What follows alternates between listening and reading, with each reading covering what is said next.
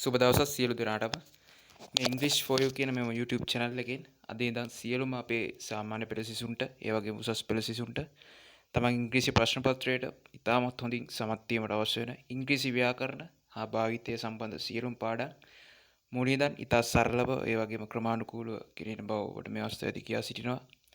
ඒ වගේම අපගේ සියලුම වැඩිහිටියන්ටද ඔවුන්ගේ රැකියාවලදී මෙන්ම වැඩිදුර අධ්‍යාපන කටයුතු වලදීත් අනිවාර්යයෙන්ම අවශ්‍ය වන දෙයක් තමයි මේ ඉංග්‍රීසි. නිවැරදි ඉංග්‍රීසි භාවිතය.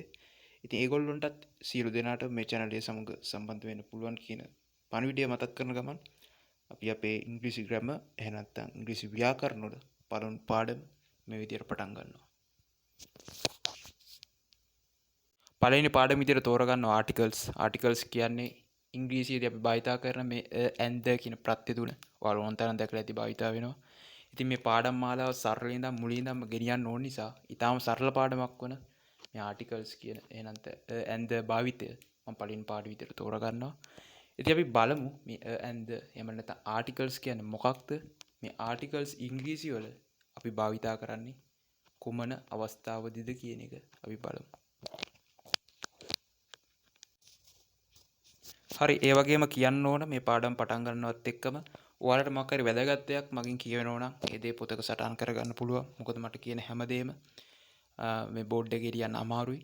එහෙම කරගත්තොත් ඔයාලට ඒක ගොඩක් ප්‍රයෝජනවත් වෙයි ඉස්සරහට. හරි. නාම්පද කියන්නේ මොකක්ද කියලා ඔයාලා කවුරුත් දන්නවා. නාම්පදයකට අපි ඉංග්‍රීසියෙන් කියන්නේ noun කියලා. නාම්පදයක් එහෙම නැත්නම් ඉංග්‍රීසි කියව noun එකක් කියලා අපි කියන්නේ මේ ලෝකේ අපිට දක්නට ලැබෙන ඕනෑම දෙයක් හඳුන්වන්න පාවිච්චි කරන නමක්.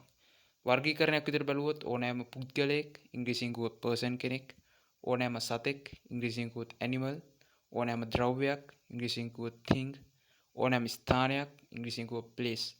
මේ ඕනෑම වර්ගීකරණයට අයත් ඕනෑම දෙයක් මේ ලෝක අපිට දක්නට ලැබෙන දෙයක් අපි හඳුන්වන්න පාවිච්චි කරන නමක් වේ නම් ඒක අපිට නාමපදයක් විදිහට හඳුන්වන්න පුළුවන්. ඉංග්‍රීසියෙන් කිව්වොත් noun එකක්. දැන් බලමු අපි මේ නාමපද එහෙම නැත්නම් ඉංග්‍රීසියෙන් හඳුන්වන nouns මේ අපි දැන් කතා කරන articles එහෙම නැත්නම් and the කියන මේ වචන තුන භාවිතා කරන පාඩමට සම්බන්ධ වෙන්නේ කොහොමද කියලා.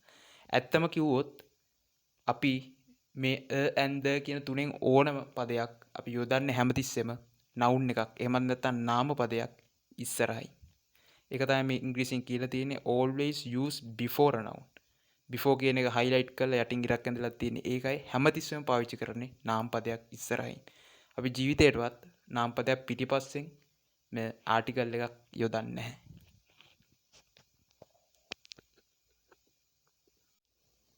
ඒ වගේම විශේෂ දෙයක් තියෙනවා කියන්න මේ and the එහෙම නැත්නම් මේ ආටිකල්ස් අපි පාවිච්චි කරන්නේ නාම පදවලත් ඒක වචන නාම පද ඉස්සරහින් විතරයි. කිසිසේත්ම බහුවචන නාම පද ඉස්සරහින් මේ ආටිකල්ස් යොදන්නේ නැහැ. ඊට හේතුව and the කියන එක අපි නාම පදයක් ඉස්සරහින් දාපු ගමන් එතනින් නිරූපණය වෙන්නේ යම්කිසි නාම පදයක සංඛ්‍යාත්මකව එකක්. එහෙම නැත්නම් එක් දෙයක් පමණයි.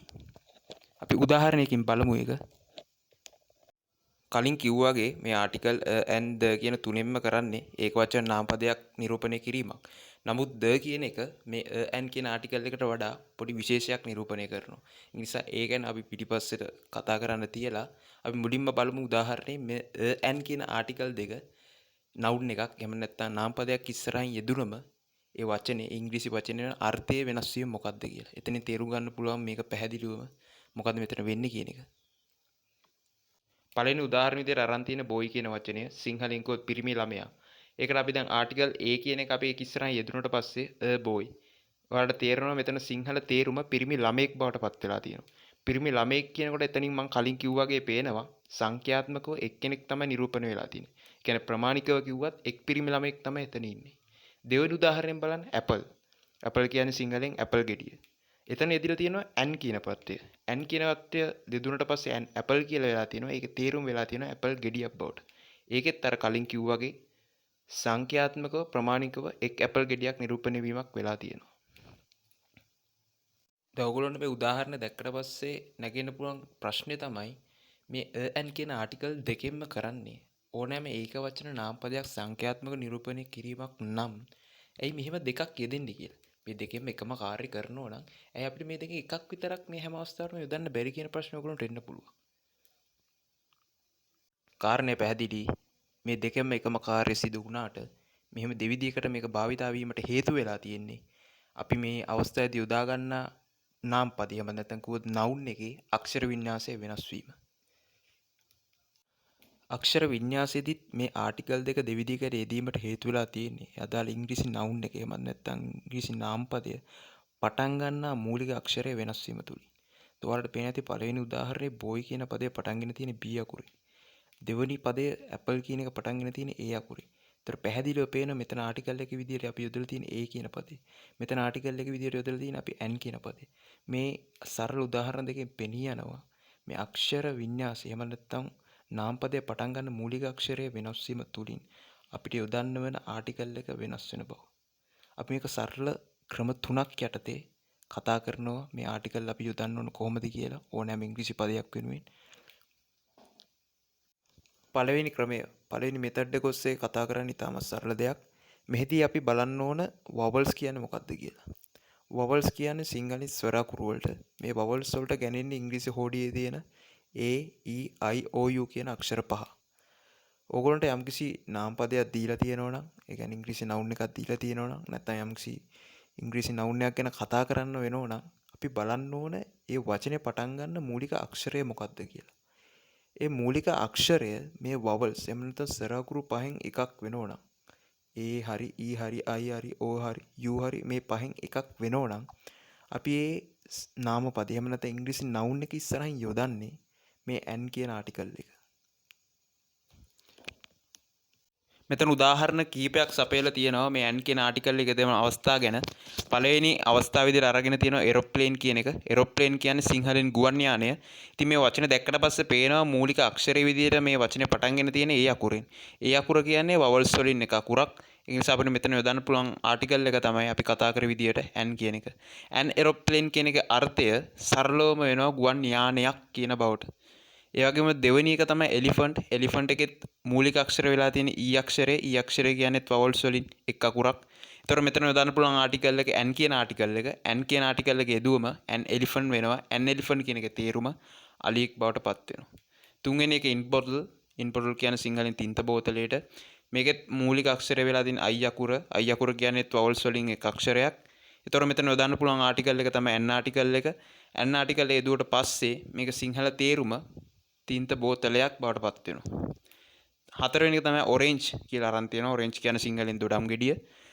මෙතන වවල් එකක් විදිහට ඉදලා තියෙන O අක්ෂරය. O අක්ෂරය දුන්නත් අපිට මෙතන දාන්න වෙන N කියන ආටිකල් එක. N කියන ආටිකල් එක දැම්මම N ඔරෙන්ජ් වෙනවා.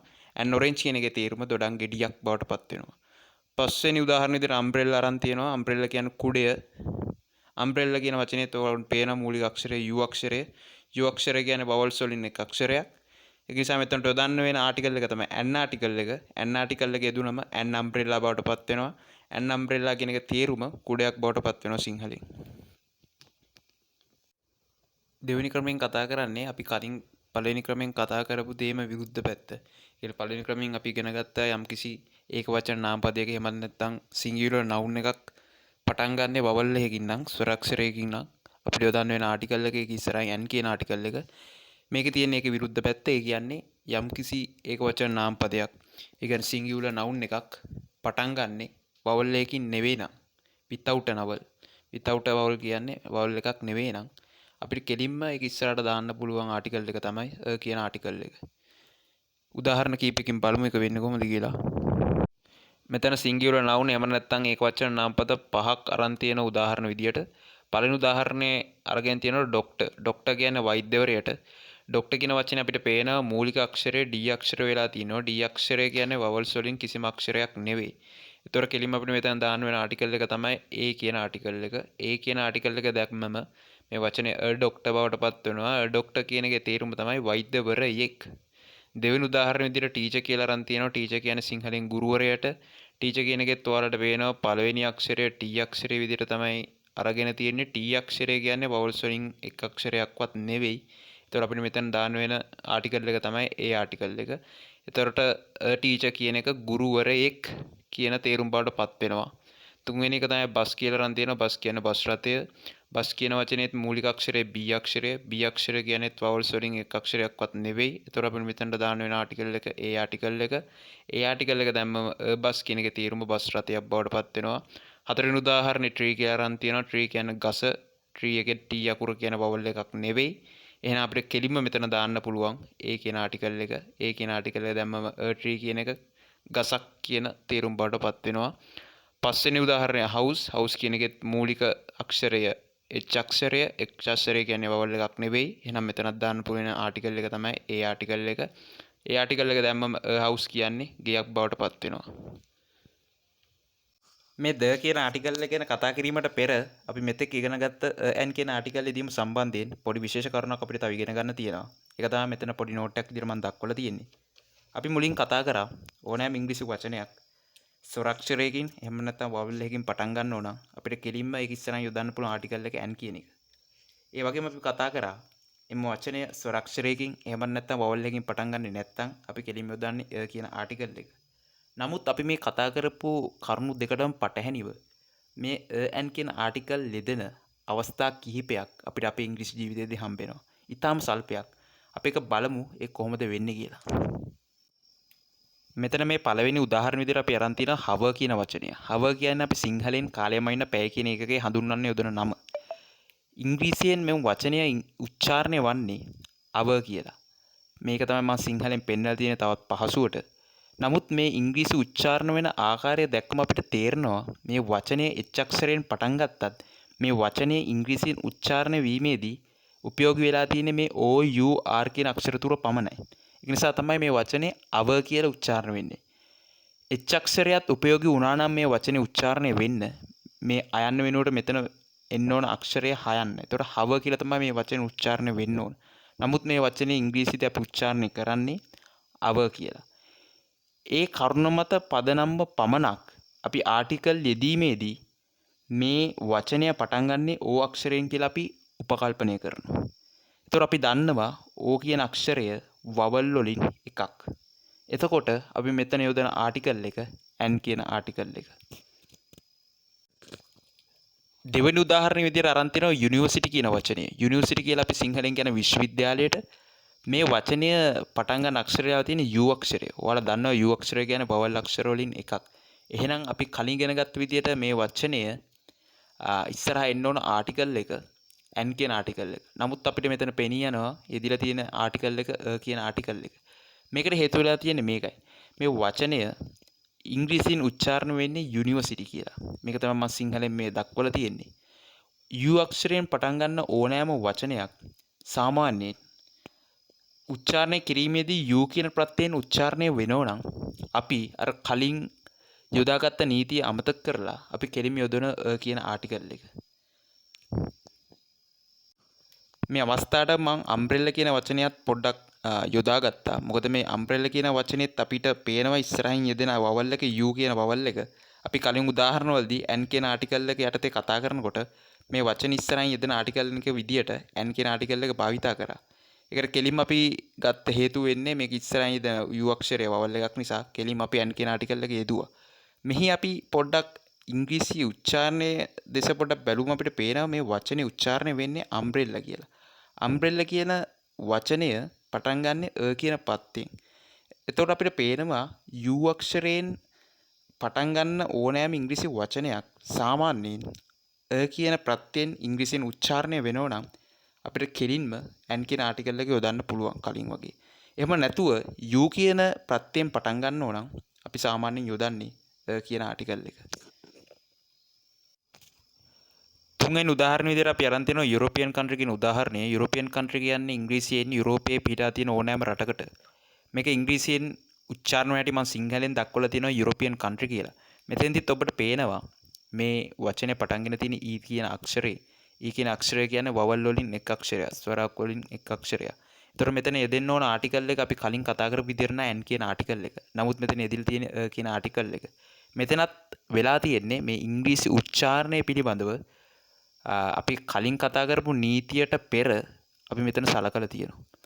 ඒතර මේ වචනේ උච්චාරණය වෙලා තියෙන U කියන ප්‍රත්‍යයෙන්. ඒතර අපි කලින් තුක් කතා කරා U කියන ප්‍රත්‍යයෙන් යම්කිසි වචනයක් උච්චාරණය වෙනෝ නම් ඒකේ ඇන් කියන ආටිකල් එක අපි වචනය පටන් ගන්න අක්ෂරය ගැන සලකලා දාන්න කලින් අපිට උච්චාරණ පිළිබඳ පොඩ්ඩක් සලකා බලන්න වෙනවා කියලා. ඒ වගේම උදාහරණයක් තමයි මෙතනත් වෙලා තියෙන්නේ.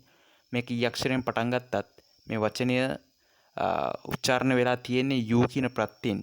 එතකොට අපි කලින් උදාහරණ කතා කර විදියටම අපි ඇන් කියන ආටිකල් එක වෙනුවට කියන ආටිකල් එක යොදනවා.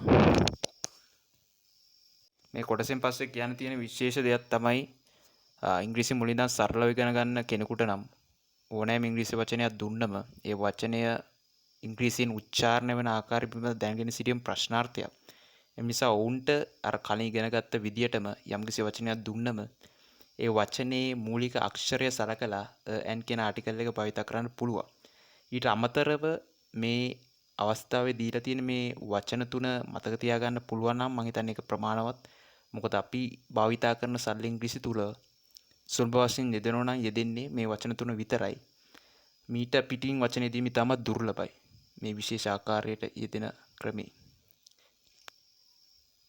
ඒ වගේම ඉංග්‍රීසි පිළිබඳ යම්කිසි දැනුමක් තියෙන කෙනෙකුට යම්කිසි දෙන ලද ඉංග්‍රීසි වචනයක උච්චාරණය පිළිබඳ හඳුනා ගන්න පුළුවන් කෙනෙකුට නමුත් මේ ඇන් කියන ආටිකල් එක භාවිත වෙන ආකාරය අමතක නම් ඔවුන්ට පුළුවන් අර අක්ෂරය සලකා බලන්න කලින් මේ මෙතෙන්දී උගන්වපු ඒ උච්චාරණ වෙන ආකාරය දිස බලලා ඇන් ආටිකල් එක යොදන්න. අපි දැන් අන්තිමට කතා කරන්නේ ද කියන ආටිකල් එක පිළිබඳව. මේ ද කියන ආටිකල් එකේ දෙන ආකාර දෙකක් තියෙනවා.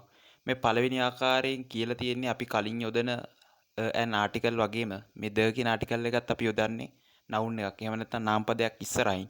නමුත් අපි කලින් යොදපු ඇන් කියන ආටිකල් වලට වඩා මෙහි ද කියන ආටිකල් එකේ තියෙන විශේෂත්වය තමයි අපි ඒක යොදන්නේ අපිට මේ ජීවිතේ හම්බෙන දුර්වල ගණේ දේවල් ඉස්සරහින්.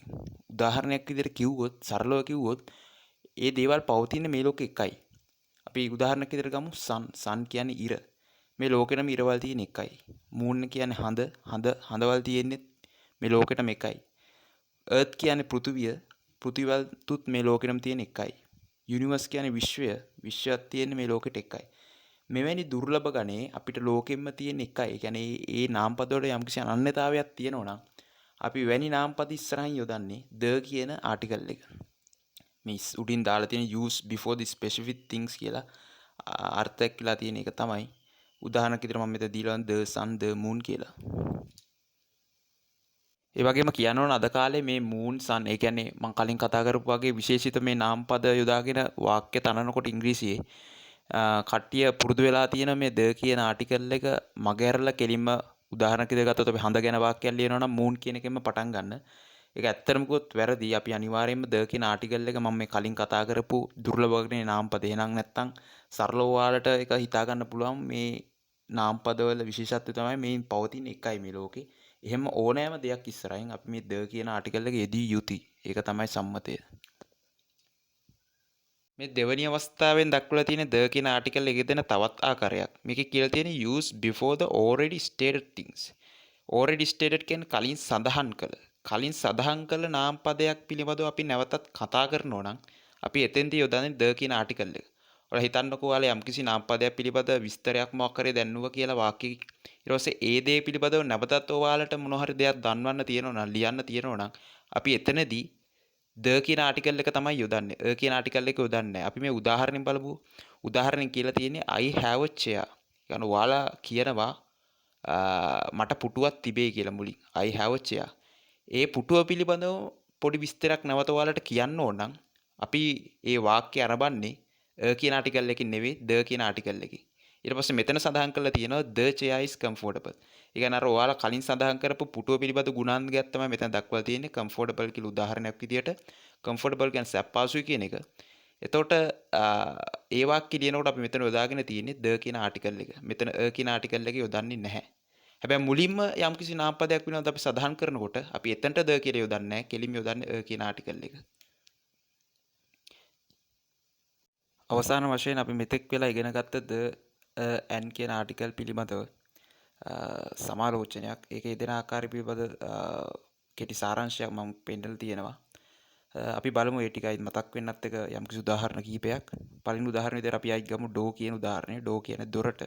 ඉතින් මෙතන පේනවා අපි කලින් කතා කරා වගේ බලන්න ඕනේ මූලික අක්ෂරය මොකක්ද කියලා.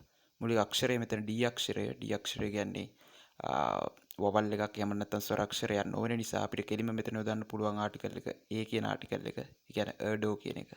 දෙවෙනි එක අරන් තියෙනවා tiger කියලා. tiger කියන්නේ කොටියට. මෙතනත් අපි මූලික අක්ෂරය බැලුවම T අක්ෂරය තියෙන. T අක්ෂරය කියන්නේ වවල් එකක් නෙවෙයි. ඒතකොට අපිට මෙතන යොදන්න පුළුවන් ආටිකල් එක කියන ආටිකල් එක. තුන්වෙනි උදාහරණයෙන් දීලා තියෙනවා ant කියන එක. ant කියන්නේ කූඹියට. නමුත් මෙතන ඔබට පේනවා වවල් එකක් ස්වර අක්ෂරයක් තමයි මූලික අක්ෂරය වෙලා තියෙන්නේ A කියන අක්ෂරය. ඒතර මෙතන යොදන ආටිකල් එක n කියන ආටිකල් එක. ඒ වගේම මෙතන හතරවෙනි උදාහරණ විදිහට අරන් තියෙනවා ටැප් කියන එක. ටැප් කියන්නේ සිංහලෙන් ජලකරාමේ. මෙතනත් ඔබට පේනවා T අක්ෂරයෙන් වචනේ පටන් ගෙන තියෙන්නේ. T අක්ෂරය කියන්නේ වවල් එකක් එහෙම නැත්නම් ස්වර අක්ෂරයක් නෙවෙයි. එතකොට අපි මෙතන යොදන්න වෙන ආටිකල් එක කියන ආටිකල් එක. හතරේ ඊට පස්සේ යොදාගෙන තියෙන මේක නම් ටිකක් විශේෂයි. මොකද මෙතන සඳහන් කරලා තියෙන Indian Ocean. Indian Ocean කියන්නේ ඉන්දියානු සාගරය. ඔයාලා දන්නවා අපේ ලෝකේ තියෙන්නේ එකයි Indian Ocean කියලා ඉන්දියානු සාගරයකට. ඒක නිසා මේක විශේෂ දෙයක්. මේක ඉස්සර අපි යොදන්නේ කලින් ඉගෙන ගත්ත විදිහට ද කියන ආටිකල් එක. එන්ජින් කියන්නේ එන්ජිම. මෙතන මුල් අක්ෂරය E අක්ෂරය. E අක්ෂරය කියන්නේ vowels වලින් එකක්. ඒ නිසා අපි මෙතන යොදන්නේ n කියන ආටිකල් එක. අවසාන එකෙත් කියලා තියෙන මාස් කියලා. මාස් කියන්නේ අපි සිංහලෙන් අඟහරු ග්‍රහයට. අඟහරු ග්‍රහයත් අපි අහලා තියෙන එකයි. මේ ලෝකේ තියෙන එකයි. ඒකත් විශේෂිත දෙයක්. නිසා ඒක පිළිබඳව අපි යම් කිසි දෙයක් හඳුන්වනවා නම් අපි මුලින් ඒක ඉස්සරහා යොදන්නේ ද කියන ආටිකල් එක. ඒ වගේම අවසාන වශයෙන් කියන්න ඕන මේ සිම්පල් ආකාරයෙන් මේ ආටිකල් මෙතන එදිලා තිබුණට ඔයාලා යම් කිසි වාක්‍යයක් ලියනවා නම් නාමපදයක් යොදාගෙන ඒක ඉස්සරහින් ආටිකල් එකක් යොදන්න වෙනවා නම් අපි අනිවාර්යෙන් වාක්‍යයක් ආරම්භන්නේ ඒ ආටිකල් එකේ කැපිටල් අක්ෂරයෙන්.